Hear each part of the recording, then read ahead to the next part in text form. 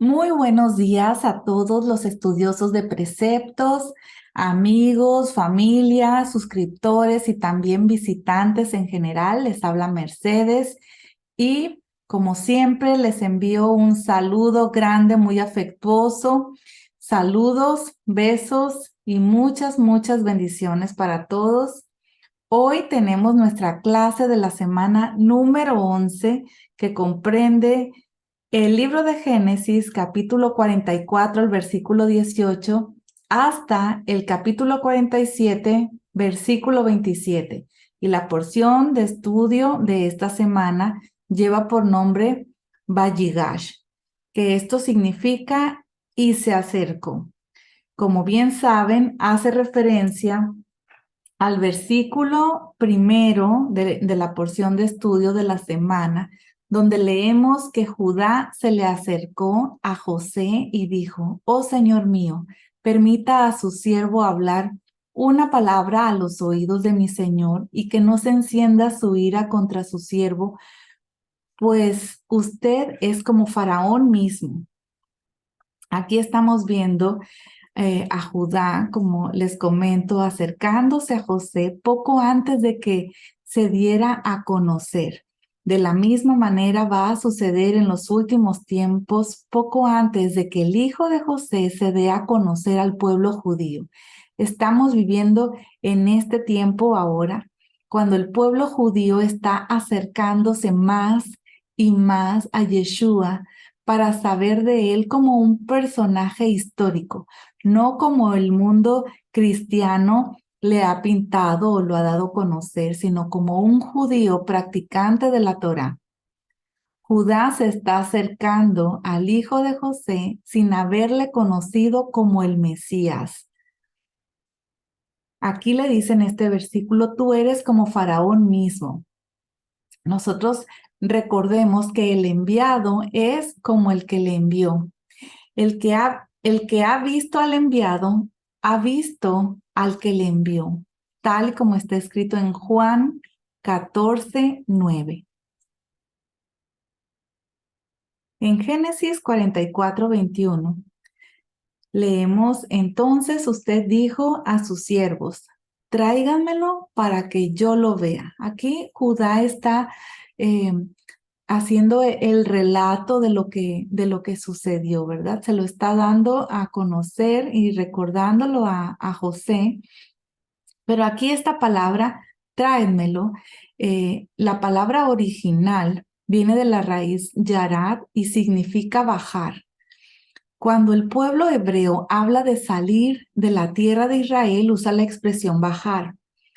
Y cuando habla de entrar en la tierra de Israel, usa la expresión subir. Lo mismo se ve en los versículos 23, aquí te lo dejo en pantalla, y también el versículo 24.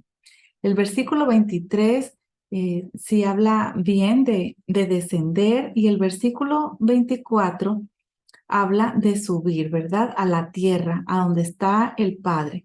Lamentablemente no se tradujo correctamente en el versículo que acabamos de leer, en el versículo 21, ni tampoco se tradujo correctamente en el versículo 26. En el versículo 21 se tradujo: tráiganmelo para que yo lo vea, y es que descienda para que yo lo vea. Y en el versículo 26 debió haberse traducido algo así como: pero nosotros respondimos, no podemos descender. Si nuestro hermano menor desciende con nosotros, entonces descenderemos, porque no podemos ver el rostro del hombre si nuestro hermano no está con nosotros. Así que esto nos enseña que cuando una persona sale de la tierra de Israel, desciende espiritualmente, y cuando entra a la tierra de Israel, sube espiritualmente. Nuestro Padre Celestial llama la tierra de Israel mi tierra, así le llama. Y lo estamos viendo en estos versículos, en Isaías 14:25, Jeremías 2:7, 16, 18. También te lo dejo aquí en pantalla, los versículos que hacen referencia a lo mismo en Ezequiel y también en el libro de Joel. Por esta razón, el que está en la tierra del Padre Celestial está más cerca de él que cuando no está allí. Leemos en Deuteronomio 11:12 que es una tierra que el Señor tu Dios cuida. Los ojos del Señor tu Dios están siempre sobre ella, desde el principio hasta el fin del año. Faraón no entendió la importancia espiritual de la tierra de Israel y cuando habló de viajar a la tierra de Canaán, solo se refirió como ir, como que vayan a esa tierra. Lo podemos ver aquí en Génesis 45:17. Entonces, continuando con el relato en Génesis 44:32, vemos que Judá se pone como el fiador, ¿verdad? En hebreo es la palabra arab, y esto significa que estaba dispuesto a sufrir en lugar del hermano. Otra vez vemos cómo Judá, como ancestro del Mesías, de una manera profética, expresa con su actitud lo que el Mesías iba a hacer en su primera venida, ya que estaba dispuesto a llevar la culpa para siempre para salvar a su hermano. Cuando Juan vio al Cordero en el cielo, lo vio como inmolado, dice en Apocalipsis 5:6.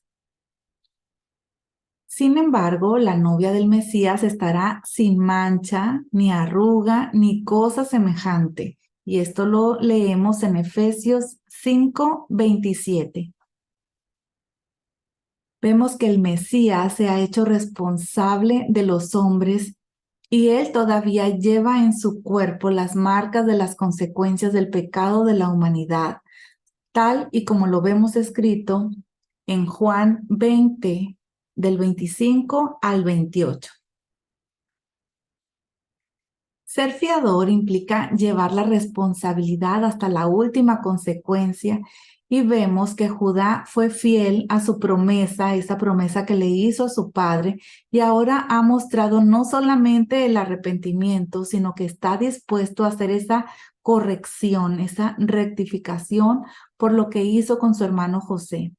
En lugar de entregar al hijo de Raquel que su padre amaba, se puso en su lugar. Así José supo que se había arrepentido.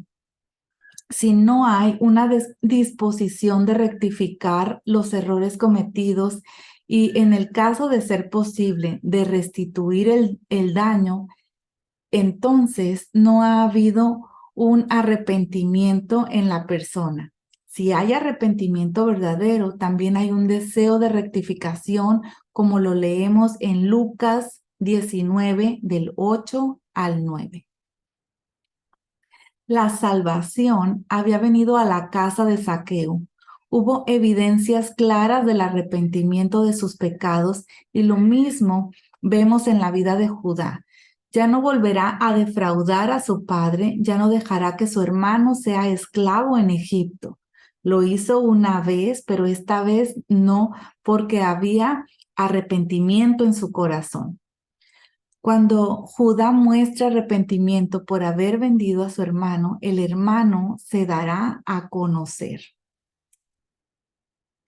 En Génesis 45:1 leemos que José ya no pudo contenerse delante de todos los que estaban junto a él y exclamó: hagan salir a todos de mi lado. Y no había nadie con él cuando José se dio a conocer a sus hermanos. Ya se había visto el arrepentimiento en Judá, ya se había logrado el propósito del trato duro. En ese momento José ya no necesitaba tratarles con más dureza. Ahora es cuando se da a conocer, pero no a los egipcios, sino a sus hermanos. Y de la misma manera, el Mesías no fue manifestado al mundo después de su resurrección, sino a los que antes habían caminado con él, como está escrito en Hechos 40:41, que dice: pero Dios lo resucitó al tercer día e hizo que se manifestara, no a todo el pueblo, sino a los testigos que fueron escogidos de antemano por Dios, es decir, a nosotros que comimos y bebimos con él después que resucitó de los muertos.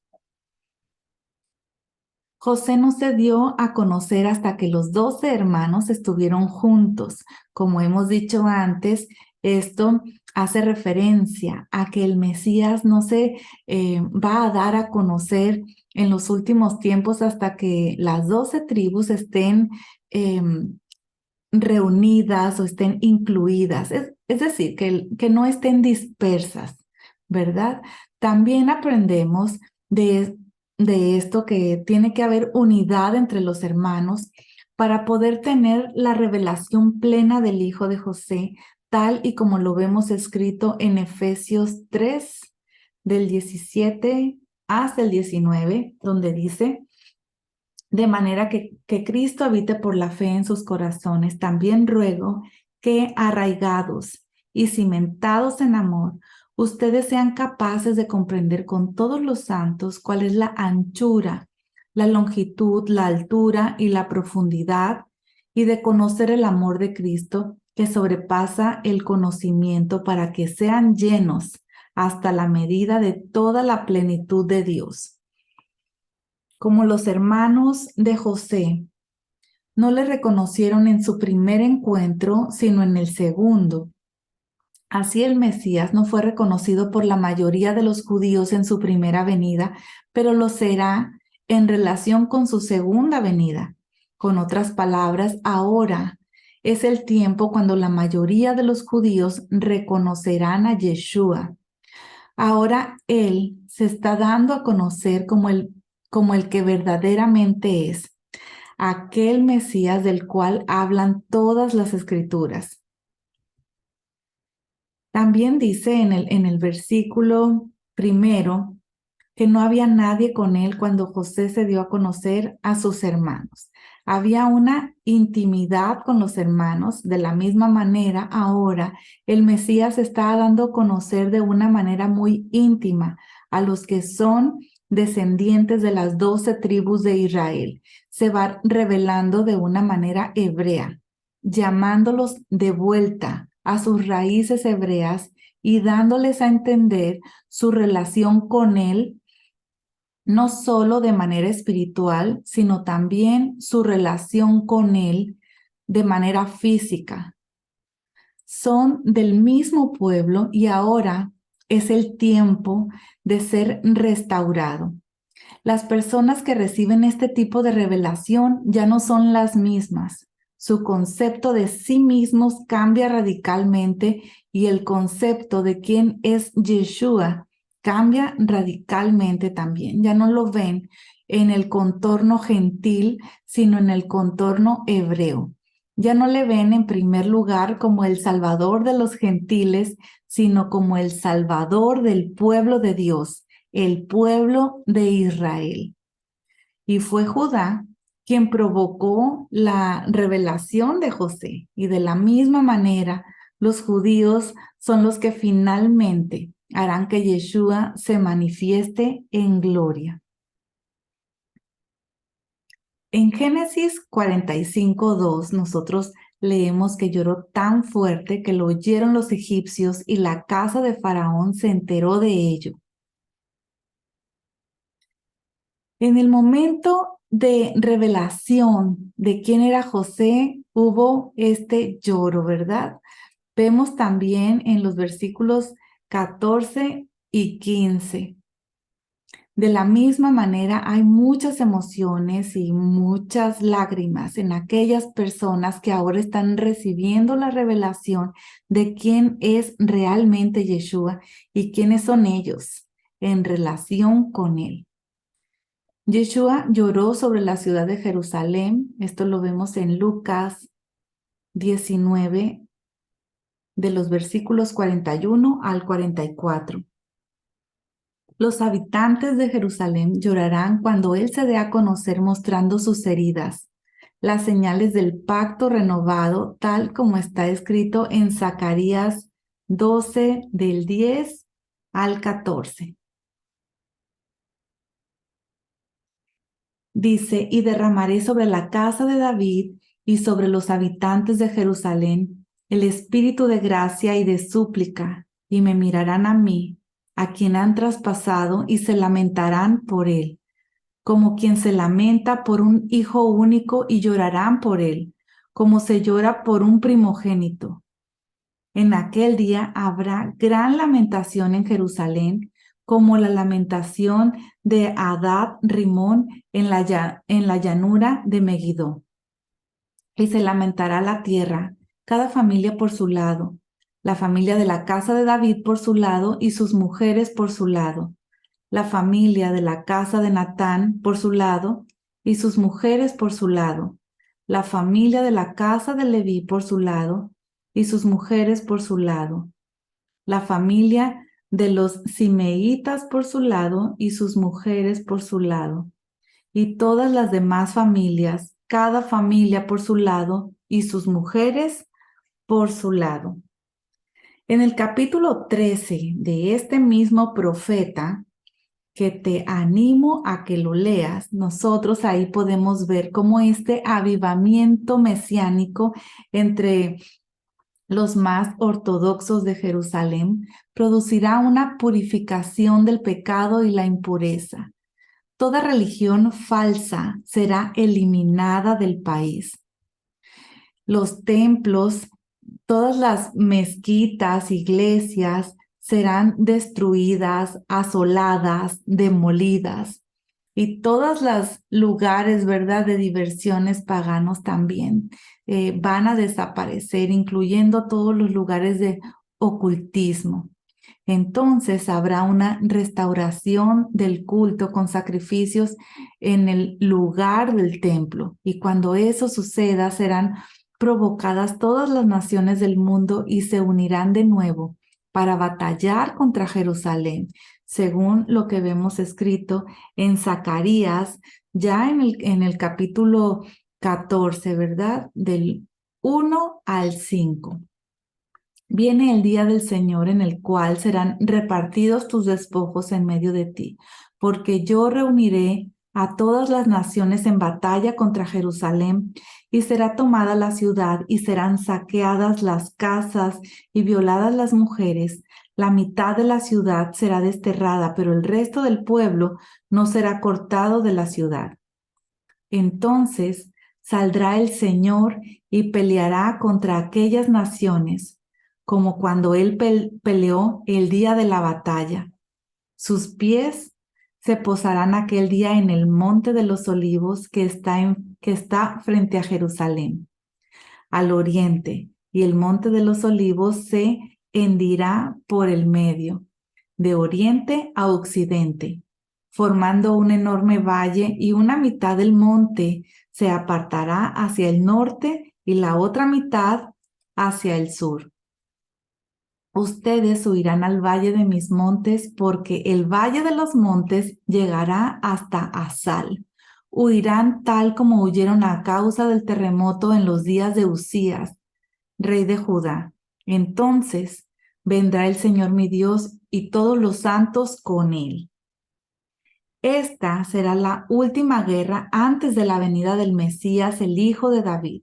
Y en esta guerra el ejército del Estado de Israel será quebrado y hasta la ciudad será tomada, tal y como está escrito en Daniel 9, del 26 al 27. También te dejo este otro versículo de Daniel 12, el 6, versículo 6 y el versículo 7. Así que en esta guerra se va a terminar la destrucción del ejército del pueblo judío, y esto producirá un clamor grande en los habitantes de Jerusalén. Van a gritar pidiendo que el Padre Eterno envíe al Mesías. Y entonces vendrá el Mesías de nuevo para poner sus pies en el monte de los olivos y matar con la espada de su boca a todos los ejércitos del mundo liderados por el antimesías, como está escrito en Isaías 11:4, en Apocalipsis 19:15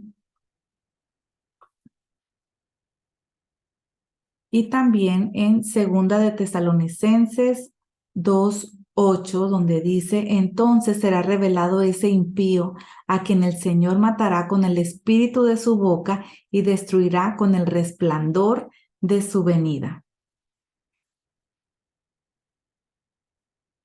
Continuamos con Génesis 45:2, donde dice que el lloro tan fuerte, ese lloro que tenían, lo oyeron los egipcios y la casa de Faraón se enteró de ello.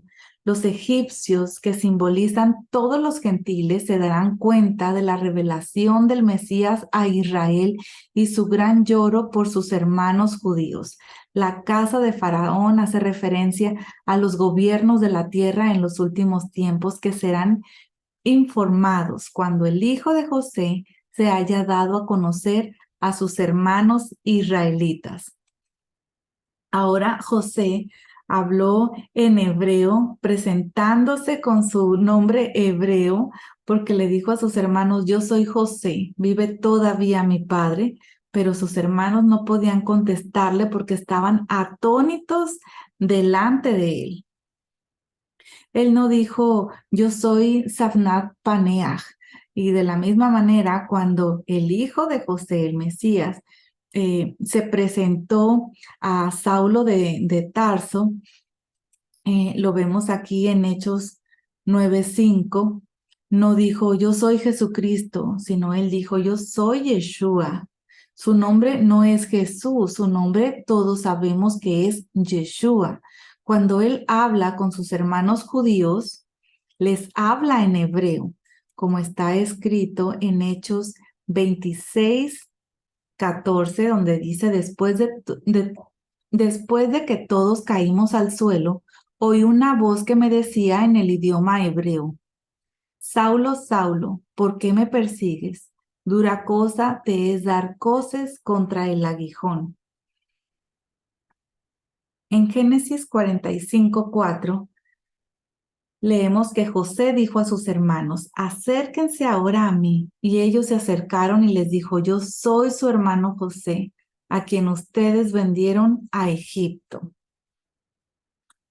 Aprendemos aquí que en los últimos tiempos el pueblo de Israel se acercará cada vez más y cada vez más a Yeshua. Y esto es maravilloso, porque es el mismo Espíritu del Padre Celestial el que los atrae con cuerdas de amor. Es el mismo Espíritu del Padre el que los lleva a toda verdad y a toda justicia.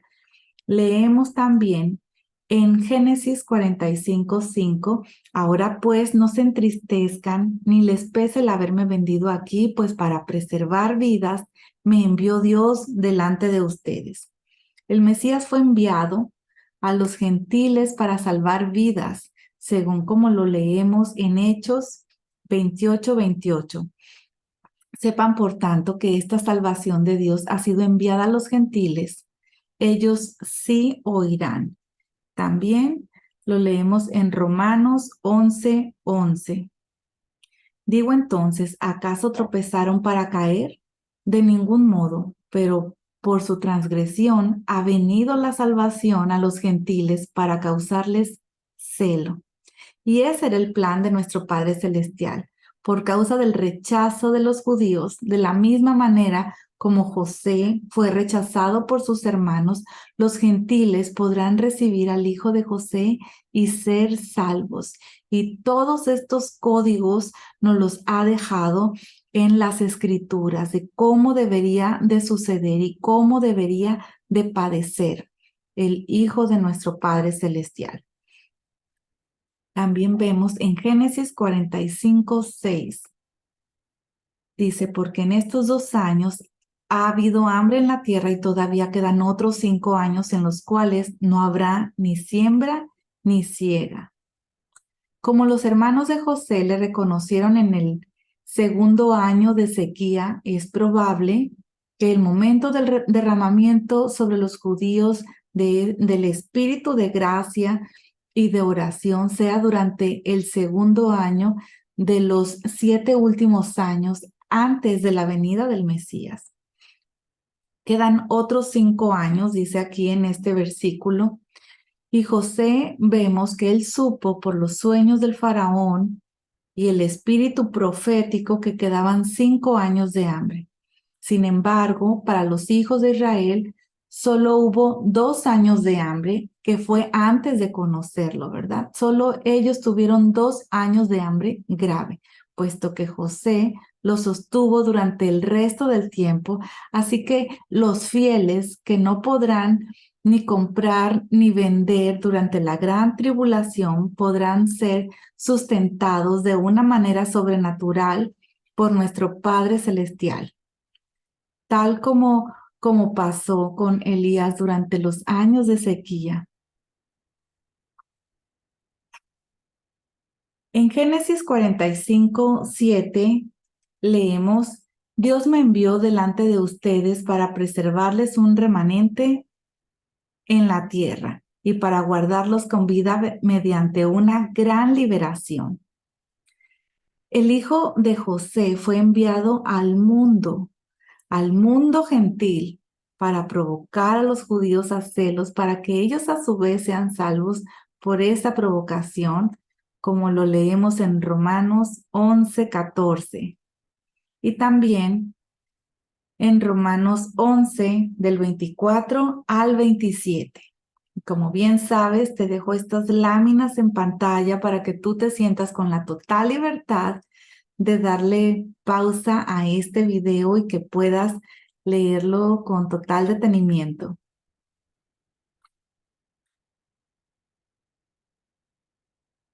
En Génesis 45:8 leemos: Ahora pues, no fueron ustedes los que me enviaron aquí, sino Dios. Él me ha puesto por padre de Faraón y señor de toda su casa y gobernador sobre toda la tierra de Egipto.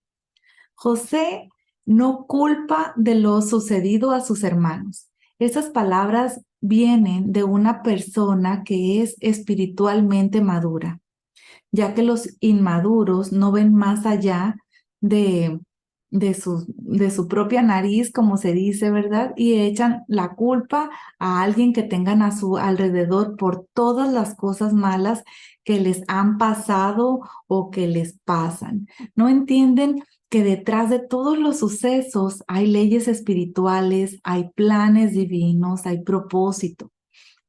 El que colabora con estos planes será prosperado, así como fue prosperado José. José quitó la culpa de sus hermanos de la misma manera. El hijo de José, el Mesías, Yeshua, está quitando la culpa de los judíos que se arrepienten de haberle entregado a los gentiles.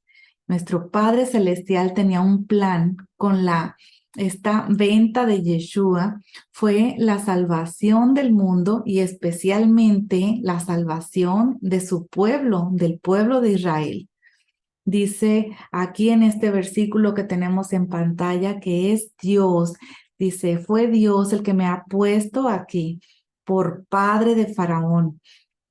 Estas tres cosas: por padre de Faraón, señor de toda su casa y gobernador de toda la tierra de Egipto. Así como José fue puesto por padre, sin superarle o sin ser igual al padre, ¿verdad? Al Faraón. En autoridad, asimismo, Yeshua ha recibido del Padre Celestial el título de Ab, sin superarle y sin igualarle, porque sabemos que al final de los tiempos se le va a entregar todo al Padre, ¿verdad? Esto ya lo sabemos. Así que vemos estos tres cargos que José recibió del faraón, corresponden a esos tres cargos del Mesías, porque lo puso como Ab. Y esta palabra también significa amigo, el que está a cargo, el padre, ¿verdad? También lo puso como señor de toda su casa, y lo vemos en Hebreos 3:6. Leemos: pero Cristo fue fiel como hijo sobre la casa de Dios, cuya casa somos nosotros, si retenemos firme hasta el fin nuestra confianza y la gloria de nuestra esperanza.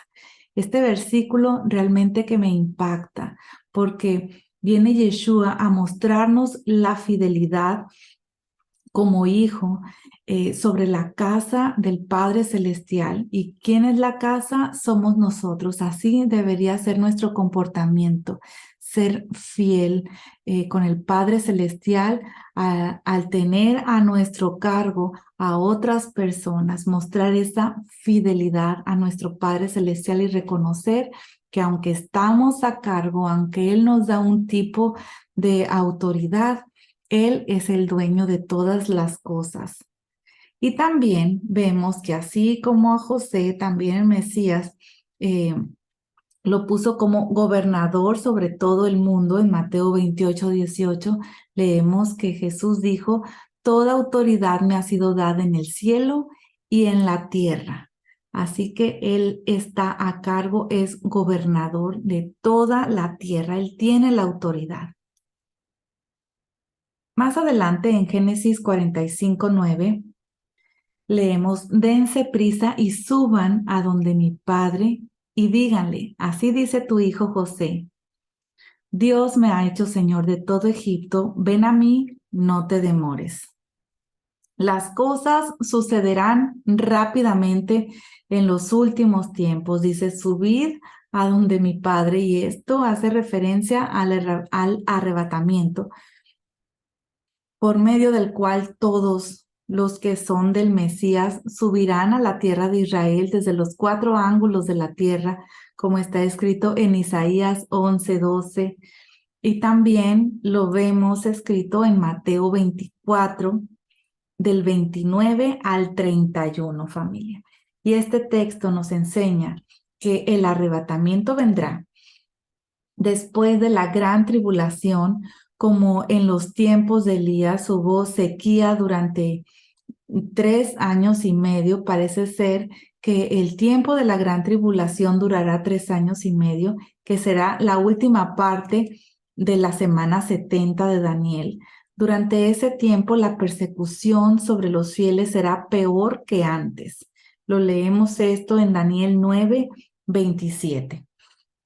En Mateo 24 hay varios tiempos de los eventos finales que es muy importante que los consideremos y que vayamos poniendo a cada uno en la posición que le corresponde. Por ejemplo, número 1, vemos el principio de dolores de parto. Y te dejo el versículo ahí.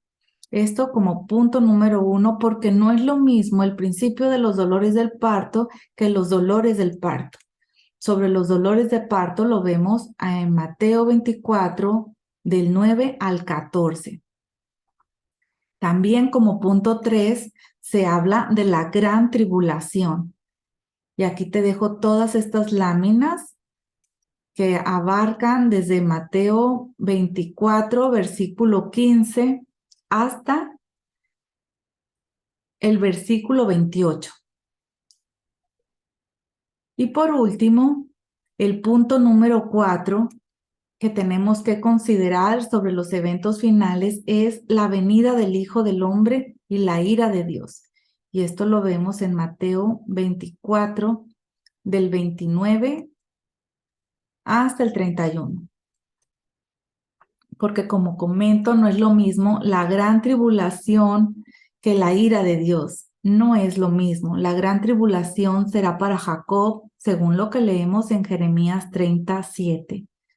La gran tribulación será para los que guardan los mandamientos de Dios y tienen el testimonio de Yeshua. Esto lo leemos en Apocalipsis 12:17, donde está escrito, entonces el dragón se enfureció contra la mujer y salió para hacer guerra contra el resto de la descendencia de ella, los que guardan los mandamientos de Dios y tienen el testimonio de Yeshua. La gran tribulación es iniciada en el momento cuando la abominación desoladora sea levantada en el templo de Jerusalén, así como lo vemos en Daniel 9:27, el 11:31 y también el 12:11. Así como lo vemos escrito en el libro de Daniel, también tenemos una referencia en Mateo 24:15 que está escrito: por tanto, cuando ustedes vean la abominación de la desolación de que se habló por medio del profeta Daniel, colocada en el lugar santo, y el que lea, que entienda. Aquí vemos que el Mesías está enseñando a los que creen en él, a sus discípulos. Ellos verán la abominación desoladora colocada en lugar santo. No hay división en las escrituras entre la congregación, que se tradujo como iglesia, y los judíos que creen en Yeshua. La congregación se compone en primer lugar de judíos y también de gentiles regenerados en sus espíritus mediante la unión con la muerte y resurrección del Mesías. Solo hay una congregación de Dios y del Mesías, y esa congregación es la parte espiritual más elevada de Israel. No es un pueblo aparte. Es decir, no hay división entre Israel y una iglesia verdadera, y no existe esa separación. Los judíos que creen son parte de Israel y parte de la congregación. También las personas de las naciones que creen son parte de la congregación y también son parte de Israel. Tanto judíos como las personas de las demás naciones son parte de la misma congregación que pasará la gran tribulación. La idea que la iglesia de los gentiles que creen en el Mesías serán arrebatados en los cielos para ser liberados de la gran tribulación, y que los judíos van a ser dejados para que ellos sufran la gran tribulación, esa idea está basada en una teología de reemplazo, que así se llama, y es una teología de antijudaísmo. Según lo que leemos en Mateo 24, del 21 al 22, el momento del levantamiento de la abominación de la desolación es el inicio de la gran tribulación, así como lo vemos escrito aquí, porque habrá entonces una gran tribulación tal como no ha acontecido desde el principio del mundo hasta ahora, ni acontecerá jamás. Y si aquellos días no fueran acortados, nadie se salvaría, pero por causa de los escogidos, aquellos días serán acortados. Según la enseñanza de Yeshua, los escogidos pasarán la gran tribulación. No habrá ninguna venida secreta, no existe ninguna segunda venida escondida del Mesías, tal como está escrito en Mateo 24:27. El tiempo de ira es causado por el Padre Celestial. Es el tiempo de la ira de Dios. La ira es el castigo que vendrá sobre los que no creyeron en el mensaje de salvación y se rebelaron contra la Torá del Padre Eterno, tal como lo vemos escrito en 2 de Tesalonicenses 2, del 11 al 13, que dice: por esto Dios les enviará un poder engañoso para que crean en la mentira, a fin de que sean juzgados todos los que no creyeron en la verdad, sino que se complacieron en la iniquidad. Pero nosotros siempre tenemos que dar gracias a Dios por ustedes, hermanos amados por el Señor, porque Dios los ha escogido desde el principio para la salvación mediante la santificación por el Espíritu y la fe en la verdad. También vemos escrito en 2 de Tesalonicenses 1, del 6 al 10. Te lo dejo aquí en pantalla para que tú lo puedas leer con total detenimiento. Pero vemos aquí que los justos pasarán la gran tribulación, pero no padecerán la ira de Dios, según como lo leemos en 1 de Tesalonicenses 1:10, que dice: y esperar de los cielos a su Hijo, al cual resucitó de entre los muertos, es decir, a Jesús, quien nos libra de la ira venidera. En Romanos 5:9 también leemos, entonces mucho más, habiendo sido ahora justificados por su sangre, seremos salvos de la ira de Dios por medio de él. Y también te voy a dejar estos versículos que están en Primera de Tesalonicenses, capítulo 4, versículos del 15 al 17. Cuando el Mesías viene a la tierra para ejecutar la ira del Eterno, estarán los santos con él, como está escrito también en Apocalipsis 19, del 11 hasta el versículo 15. En este texto se habla de los ejércitos en plural, porque está compuesto por ángeles y según el entendimiento actual, también compuesto de hombres que han sido transformados así por medio del poder de la resurrección. Y te voy a dejar estos versículos que están en Zacarías 14:5, Judas 14:15, Primera de Tesalonicenses 3:13, Segunda de Tesalonicenses 1:7. En unos versículos antes de los que acabamos de leer, precisamente en Apocalipsis 19:8, está escrito, y a ella le fue concedido vestirse de lino fino, resplandeciente y limpio, porque las acciones justas de los santos son el lino fino. En Apocalipsis también leemos Apocalipsis 2:26-27, al vencedor, al que guarda mis obras hasta el fin, le daré autoridad sobre las naciones y las regirá con vara de hierro, como los vasos del alfarero son hechos pedazos, como yo también he recibido autoridad de mi Padre.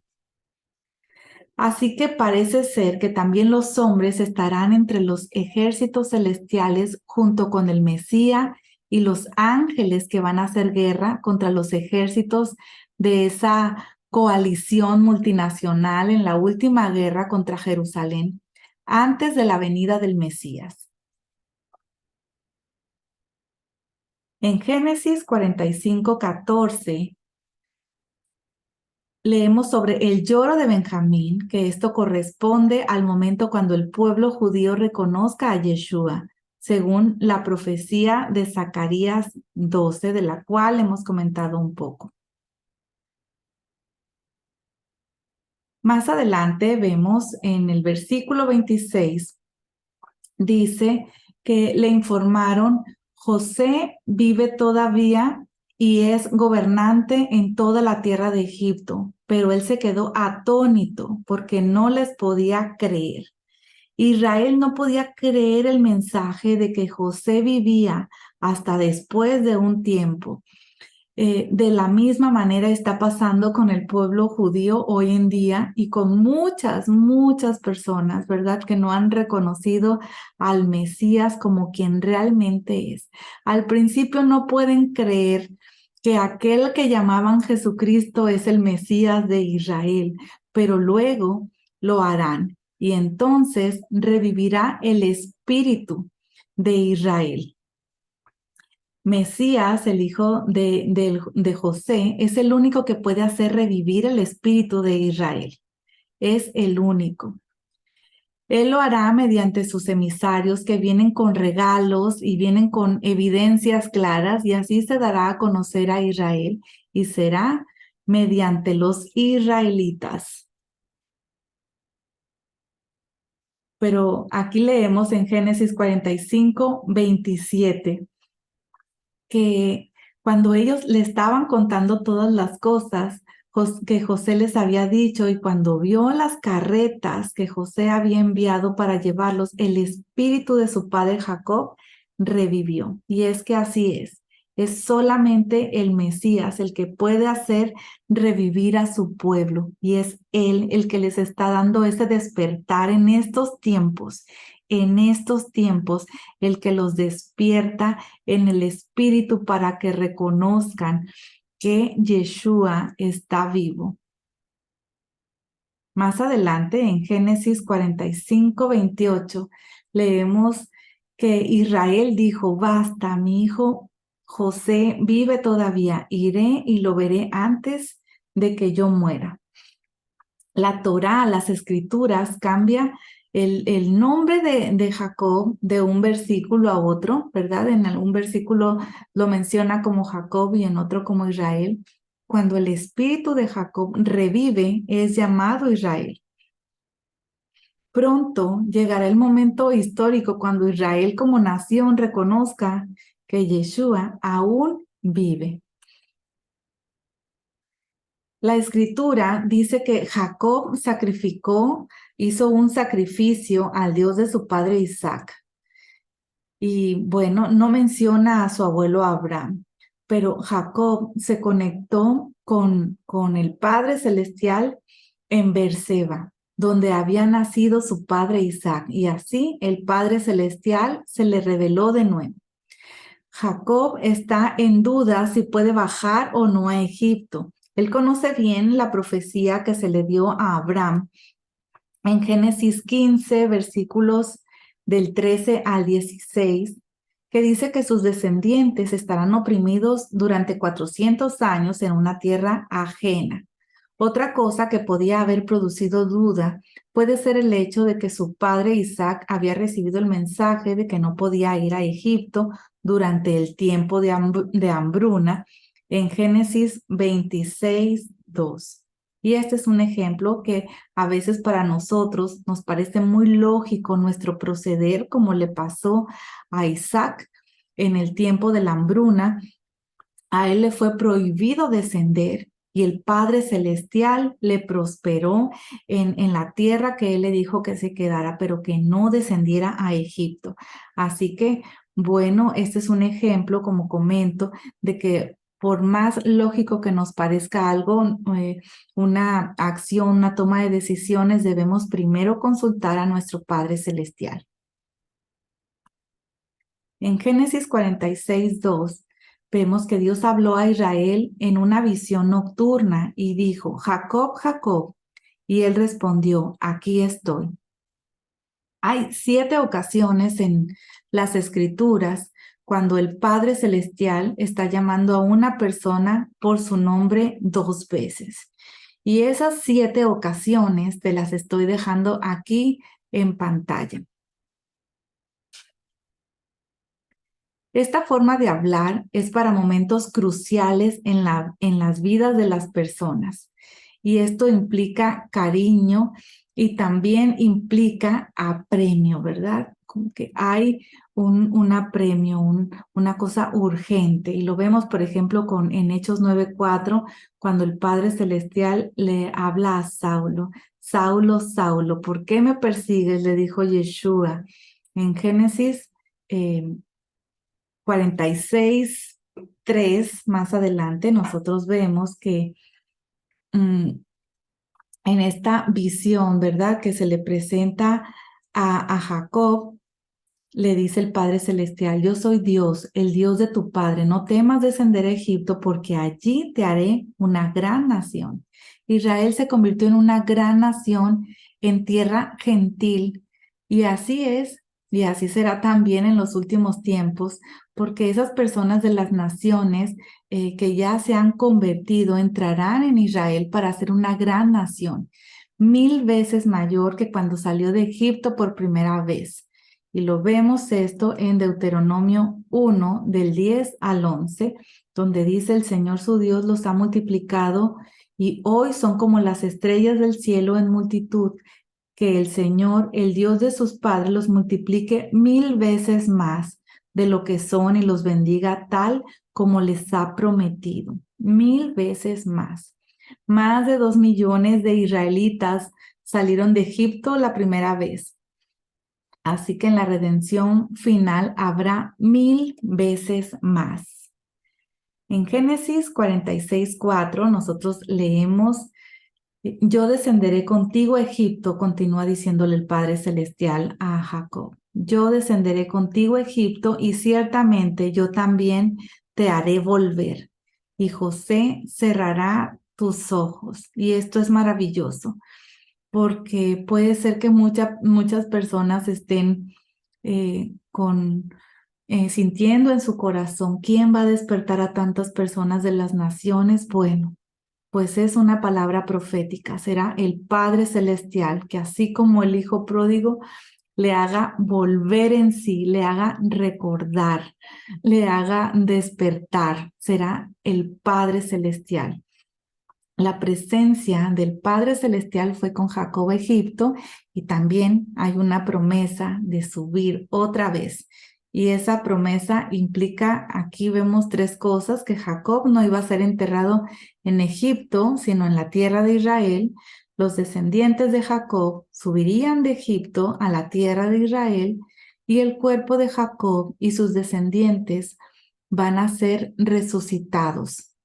La palabra que ha sido traducida como volver significa subir y de esto ya hemos hablado antes, ¿verdad? Donde dice yo también te haré volver, yo también te haré subir. En Génesis 46:7 nosotros leemos cuando están hablando de las personas que van a descender a Egipto, sus hijos y sus nietos con él, sus hijas y sus nietas, a toda su descendencia trajo consigo a Egipto. Estos son los hijos de Lea, los que les dio a Jacob en Padan Aram, y además su hija Dina. Todos sus hijos y sus hijas eran 33, dice en el versículo 15. Y más adelante leemos que los hijos de José que le nacieron en Egipto eran dos. Todas las personas de la casa de Jacob que vinieron a Egipto eran 70. Pero este versículo, en relación con Hechos 7:14, aquí está escrito que el total de las personas eran 75. Dice, José enviando mensaje, mandó llamar a Jacob su padre y a toda su familia, en total 75 personas. La Septuaginta menciona 75 personas, pero el texto masorético dice 70 y también lo vemos en Éxodo 1:5. Todas las personas que descendieron de Jacob fueron 70 almas, pero José estaba ya en Egipto. La diferencia se encuentra en Génesis 46:20, donde la Septuaginta menciona a 5 personas.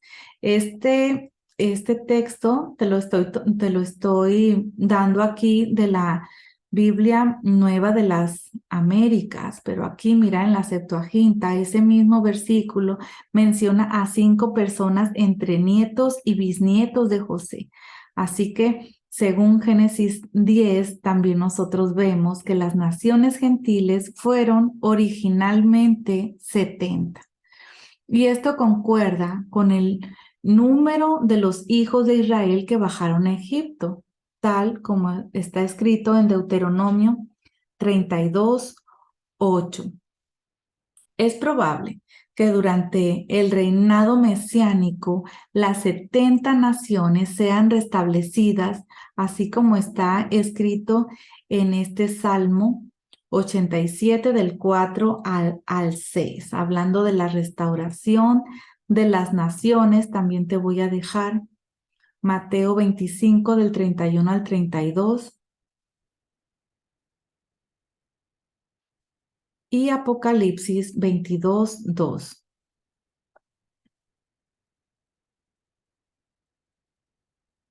En medio de la calle de la ciudad, dice, y a cada lado del río estaba el árbol de la vida que produce 12 clases de fruto, dando su fruto cada mes. Y las hojas del árbol eran para sanidad de las naciones. Más adelante, en Génesis 46:28, nosotros leemos que Jacob envió a Judá delante de sí, a José, para indicar delante de él el camino a Gosén. Llegaron a la tierra de Gosén. Aquí vemos que José preparó su carro, subió a Gosén para ir al encuentro de su padre Israel. Apenas lo vio, se echó sobre su cuello, lloró largamente sobre su cuello y entonces Israel dijo a José, ahora ya puedo morir después que he visto tu rostro y sé que todavía vives. Y José le dijo a sus hermanos y a la familia de su padre, subiré y lo haré saber a Faraón y le diré, mis hermanos y la familia de mi padre que estaban en la tierra de Canaán han venido a mí. Los hombres son pastores de oveja, pues son hombres de ganado.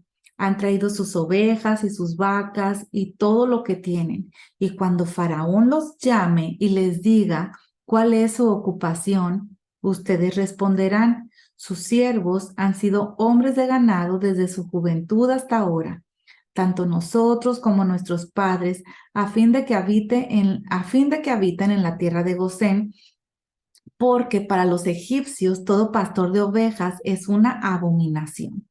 Entonces, en el capítulo 47 leemos que José informa a Faraón y le dice esas palabras, mi padre y mis hermanos con sus ovejas, vacas y todo lo que tienen han venido de la tierra de Canaán, ahora ellos están en la tierra de Gosén.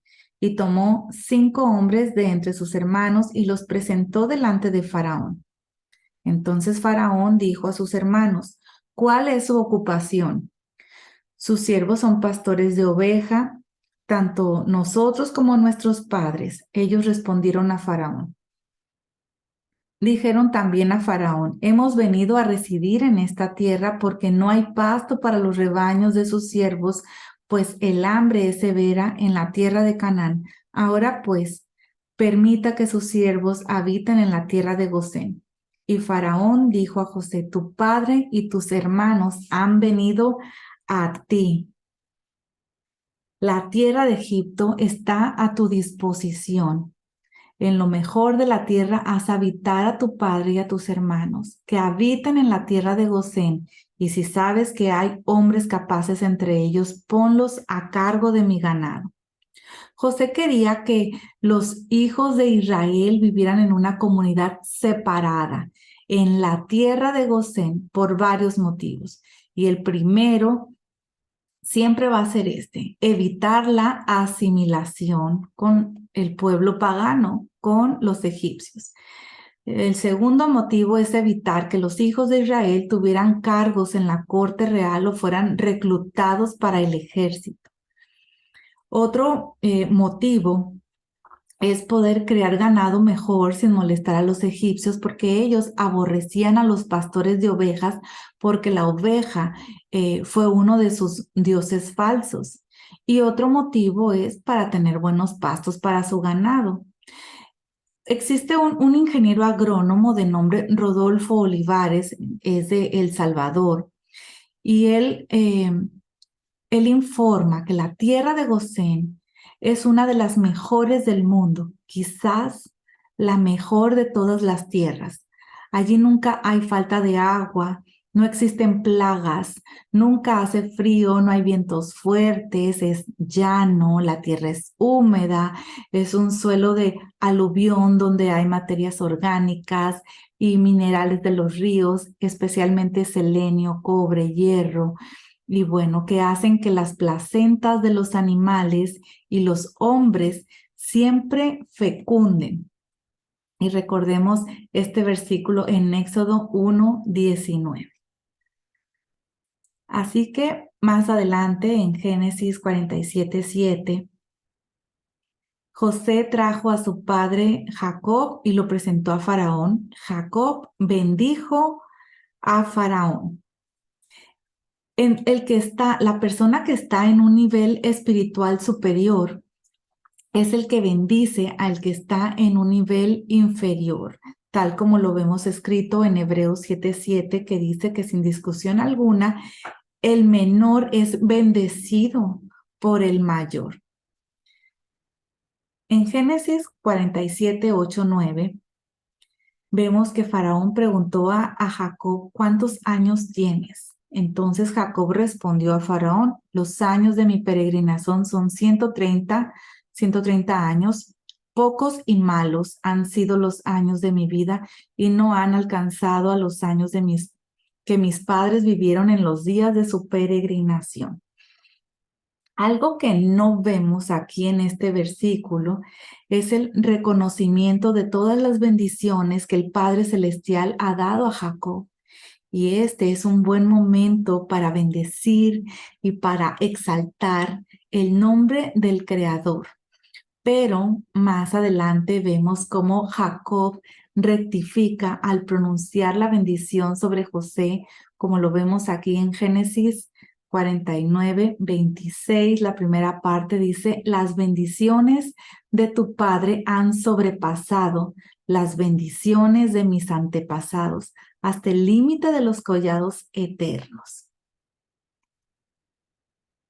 En Génesis 47, 14, leemos que José recogió todo el dinero que había en la tierra de Egipto y en la tierra de Canaán a cambio del grano que le compraban. Y José trajo el dinero a la casa de Faraón.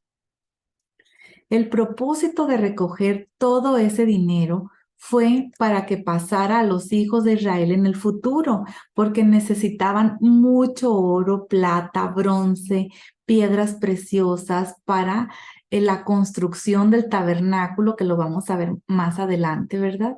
La construcción de ese tabernáculo en el desierto, y lo vemos aquí escrito en Éxodo 12, 36. En Génesis 47, 25 vemos que José salvó la vida de los egipcios. De la misma manera, Yeshua ha preparado una salvación para todas las personas de la tierra durante todas las épocas de la historia, como lo vemos escrito en Primera de Juan 2:2, donde dice: Él mismo es la propiciación por nuestros pecados, y no solo por los nuestros, sino también por los del mundo entero. También te voy a dejar esta cita en 2 de Corintios 5, del 19 hasta el versículo 21.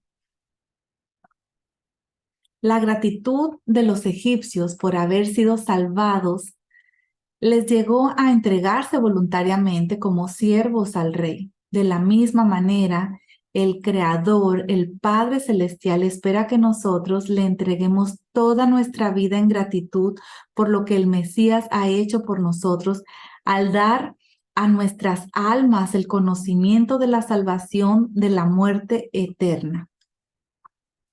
En Juan 17, del 9 al 10, leemos: yo ruego por ellos. No ruego por el mundo, sino por los que me has dado, porque son tuyos. Y todo lo mío es tuyo, y lo tuyo mío, y he sido glorificado en ellos. Queridos amigos, familia, suscriptores y visitantes en general, hoy te quiero hacer esta pregunta antes de concluir con esta clase, y la pregunta es la siguiente: ¿tú has entregado tu vida al Padre Celestial? Bueno, porque si no lo has hecho, todavía, o no lo has hecho del todo, yo te invito a que puedas reconsiderar entregarle tu vida a Él. Y si no sabes cómo, quiero decirte aquí algunas cosas para que tú lo puedas hacer en la intimidad de tu casa, en la intimidad en algún tiempo, ¿verdad? Que tomes para ti, para estar a solas en la presencia del Padre Celestial. Bueno, primeramente, lo más importante que tienes que hacer es que tomes esa decisión y que sepas que es una decisión que no es posible dar marcha atrás. Es una decisión sin retorno a arrepentirte de ella. Como segunda recomendación, es reconocer que has estado caminando de una manera equivocada, viviendo fuera de la voluntad del Padre, quebrantando sus preceptos. Algunos tal vez de manera involuntaria porque no lo sabes, pero algunos otros de manera voluntaria. Y esto es estar totalmente en contra, siendo enemigo del Padre Celestial. Así que cuando hay un reconocimiento de esa manera errada y equivocada de vivir, bueno, es el pedir el perdón, ¿verdad? Reconocer que Él ha enviado a su Hijo, Él ha enviado a Yeshua como un sustituto por tu vida. Por medio de su muerte, Él ha eliminado tus pecados y por haberle resucitado, Él te ha justificado. Otra recomendación que te puedo hacer es que le des las gracias por todo lo que Él ha hecho por ti y apropiate de ese sacrificio del Mesías y recíbelo en este momento como tu Salvador y confiesa que Él es tu Señor.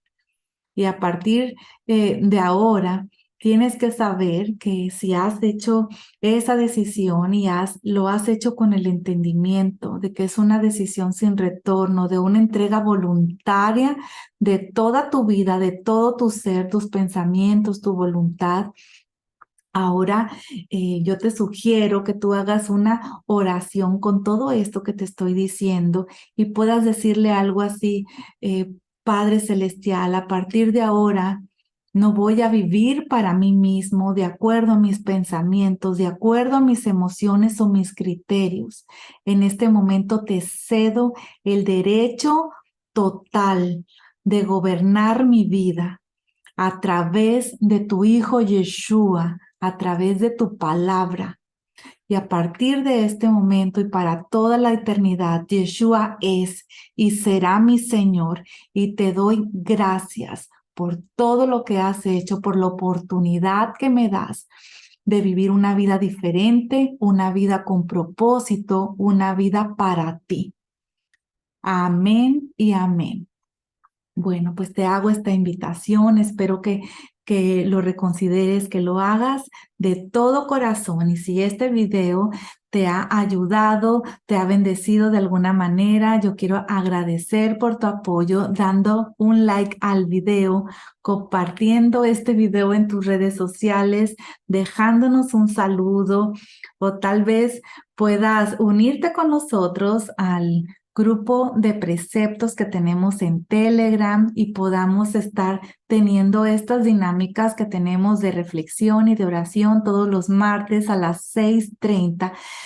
Nos reunimos 30 minutos en familia, tratamos de ser concisos, precisos, pero verdaderamente entrar en las profundidades en intimidad con nuestro Padre Celestial y estar así, mira, como familia. Yo, bueno, pues te dejo esta invitación y les envío a todos saludos, besos, muchas, muchas bendiciones y nos vemos en la próxima clase. Bye bye.